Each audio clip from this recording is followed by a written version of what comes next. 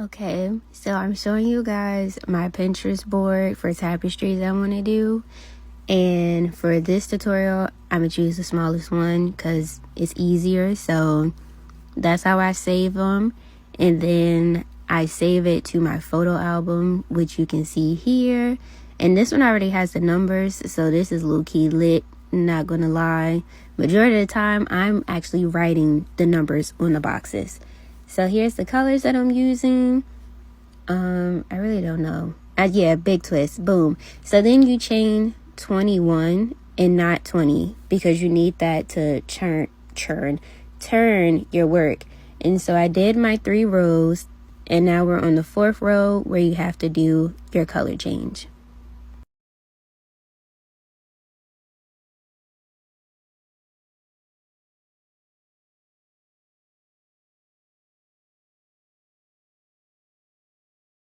And so what you're going to do is count until you get to stitch number 9.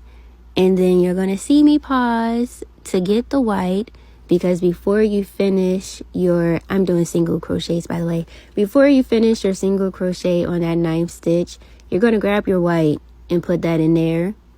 So that way when it comes to boxes 10 and 11, there's your white. And this is an easy color change method. And I'm doing a bit of Intarsia crochet and the carryover method. In the end, you're going to see why I really don't like to do the carryover method sometimes, but this was just for the sake of the tutorial.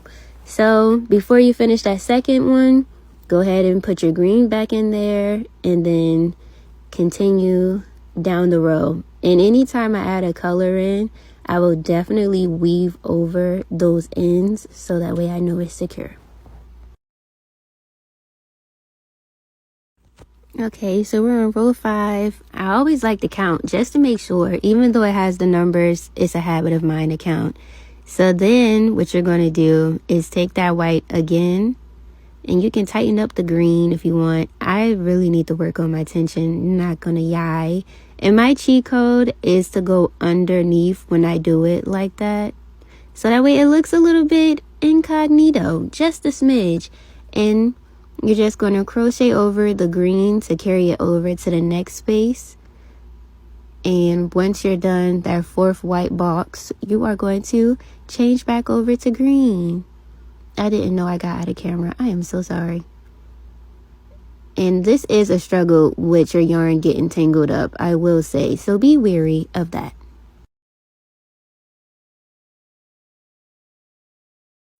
And so when you're done, it will look like that. And you see no yarn. So now I just cut up some yarn so that way we can do them little spots at the top. And you're going to get your red yarn. I already counted over. And now we're going to start with the red. So once again, using the carryover method definitely does matter depending upon what color yarns you use. So yeah, just be mindful. And you're just gonna single crochet across. I did get tripped up, you know, it happens to the best of us.